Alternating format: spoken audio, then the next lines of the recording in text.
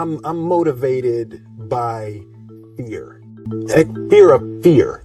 I hate being scared to do something. It's very simple. This is what I believe, and I'm willing to die for it. Yeah. Period. You can't be scared to die for the truth.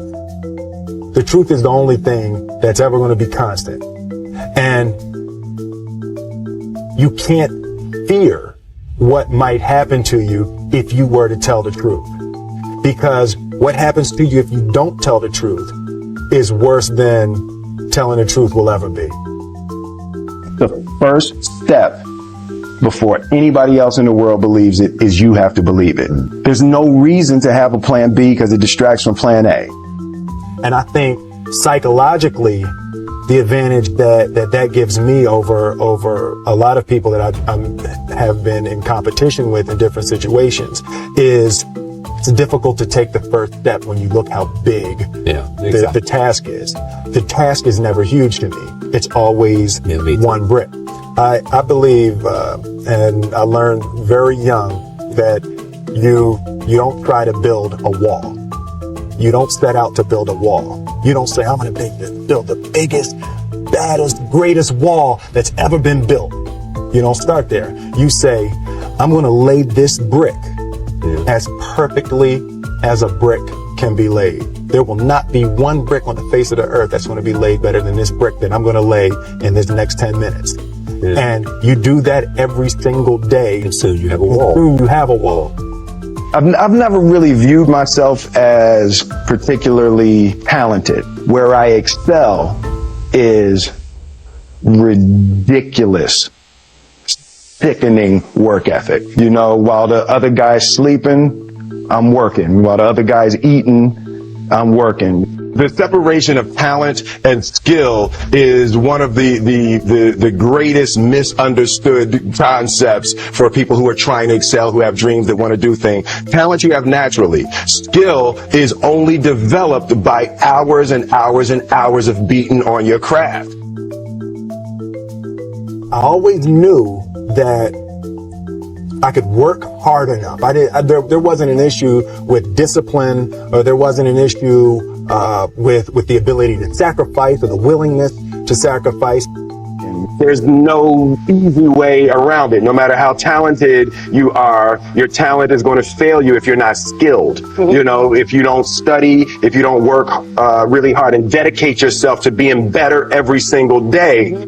This one year, my father had his shop, and he decided for whatever reason that he wanted a new wall on the front of his shop. So he tore down probably about 16 feet high and probably about 30 feet long. He just completely tore the wall down, and my brother and I had to dig a 6-foot hole.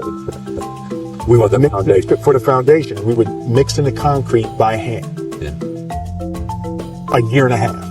We were building this wall for a year and a half. Every day after school, we would come and mix in concrete, putting it in the holes, doing it. And it was just myself and my little brother. And I remember standing back, looking at that wall, saying, there's going to be a hole here forever.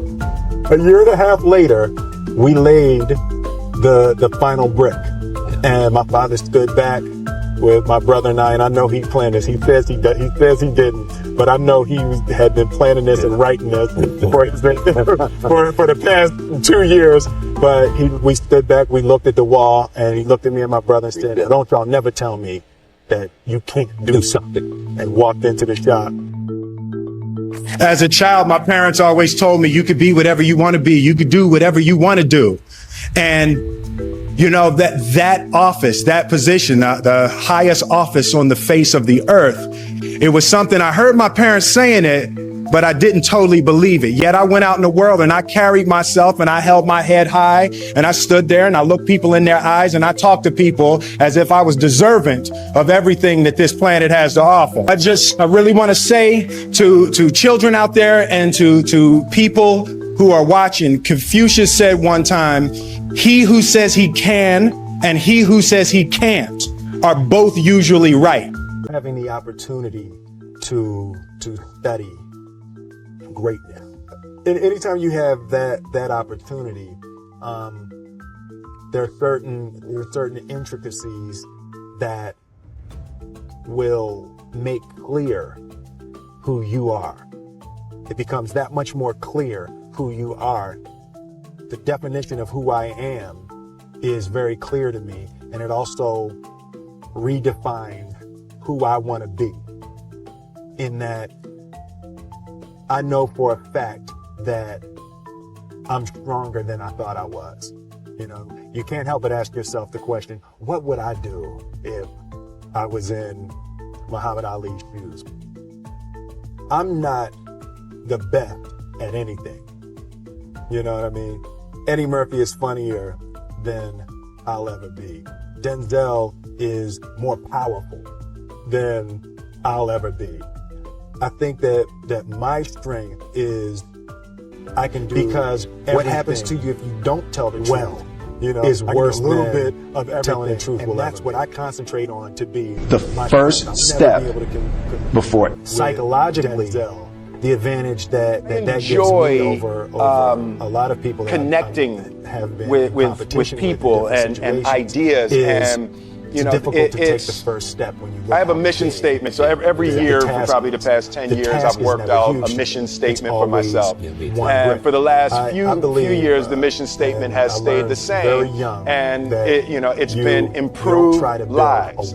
Right? So when I go into something, I'm looking for how the quality of this piece could potentially improve lives. But it's all along the way. It's when you make the movie and how you're interacting with people in the process. And, you know, the concept of improving lives runs through the center of everything I do. And then I realized that the way to improve lives is to continually improve yourself, right? So with that, every morning when I get out of the bed, you know, I haven't fixed everything in the world yet, so there's always something to do. I want my life. I've never really viewed myself as particularly talented, where I excel. If you are not making someone else's life better, ridiculous, then you're wasting your time. Sickening. You know, like your life while will the other become guy's better sleeping, by making I'm other working. While the other lives guy's eating, I'm working. The separation of talent and skill is one of the greatest misunderstood concepts